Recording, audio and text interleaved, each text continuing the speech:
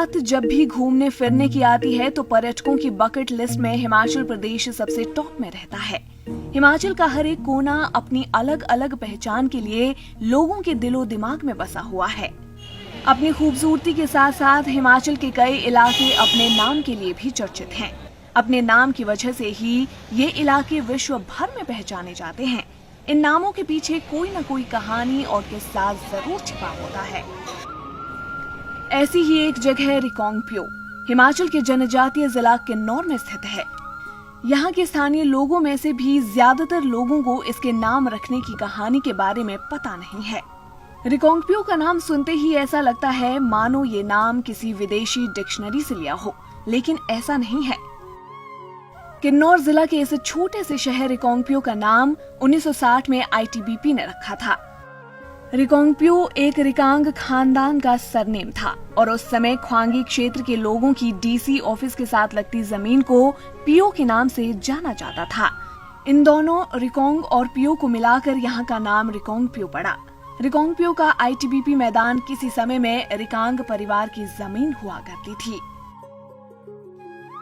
ये पहले हिमाचल पुलिस नहीं थी और उस समय बॉर्डर पुलिस हुआ करती थी। उन लोगों ने ये रिकांग खानदान के एक खेत के कोने में, जो इस वक्त मौजूदा हालत में वो ग्राउंड है, उसके कोने में एक मकान का निर्माण किया और उसमें वो लोग रहने लगे।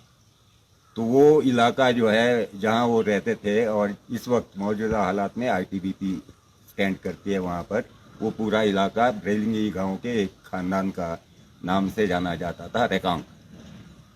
और उसके नीचे का जो पोर्शन है आईटीबी गेट, इस वक्त मौजूदा हालात में आईटीबी गेट से नीचे जो जगह है ये ख्वांगी चक में हुआ करता था और ख्वांगी वालों की ज़मीनें होती थी और ख्वांगी वाले उस इलाके को पियो के नाम से पुकारा करते थे।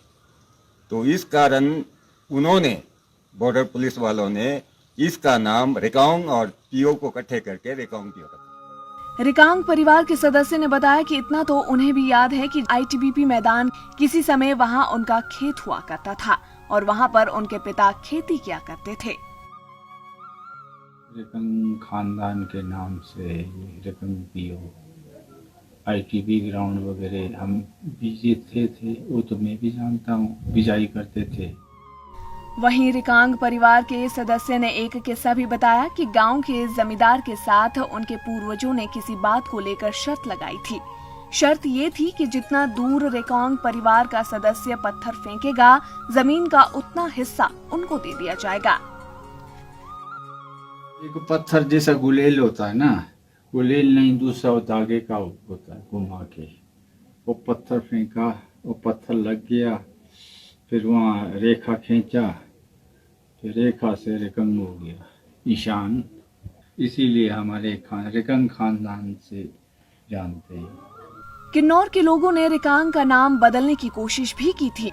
लोग रिकांगपिओ की जगह इसका नाम कैलाश नगर रखना चाह रहे थे, लेकिन रिकांग परिवार के सदस्यों के जोरदार विरोध करने के बाद लोगों की ये कोशिश नाकाम हो गई।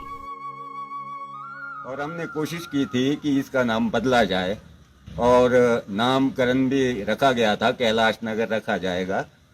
इस तरह हम लोग इसका प्रपोजल बना रहे थे और हमने सेटलमेंट वालों को भी ये नाम रख का प्रपोजल दिया।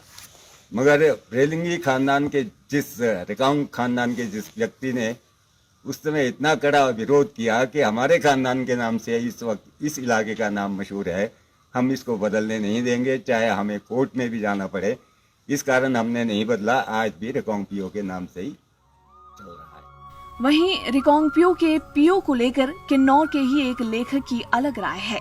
लेखक ने बताया कि पियो शब्द का किन्नौर मूल भाषा में कहीं कोई जिक्र नहीं है।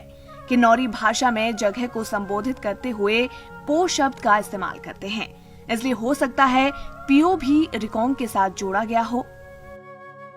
किन्नौरी मूल भाषा में पियो का कहीं कोई उच्चारण नहीं मिलता है, ना ही इसका कोई अर्थ है। तो ऐसा प्रतीत होता है कि ये जो शब्द है ये पो से बना है। पो इसलिए मैं कह रहा हूँ क्योंकि किन्नौरी लोक भाषा का जब हम अध्ययन करते हैं तो पाते हैं कि पो शब्द का उच्चारण परंपरागत रूप से जगह विशेष नाम के साथ हुआ है। उदाहरण के लिए मैं आपको निचार ब्लॉक में एक गांव है नन्नसपो, इसको मैं आपके सामने रखूँगा। नन्नसपो इस गांव के नाम के साथ भी पो शब्द का उच्चारण हुआ है। इसी तरह से रिकांगपिओ के साथ लगते कल्पा गांव में एक छोटा सा बस्ती है जिसको रुनचनपो का नाम दिया गया है। रिकांगपिओ से शिमला 235 किलोमीटर दूरी पर स्थित है। यहाँ से किन्नर कैलाश का मनोरम दृश्य दिखता है। रिकांगपिओ से सैलानी यहाँ से लाहौल स्पीति चितकुल भी जा सकते हैं। पर्यटन की दृष्टि से रिकांगपिओ में अपार संभावनाएं हैं। अभी इस क्षेत्र में विकास होना बाकी है। जितना सुंदर यहाँ का नजारा है उससे कई गुना ज्यादा मुश्किल यहाँ की रोजमर्रा की जिंदगी है। ईटीवी भारत के लिए किन्नौर से अनिल नेगी।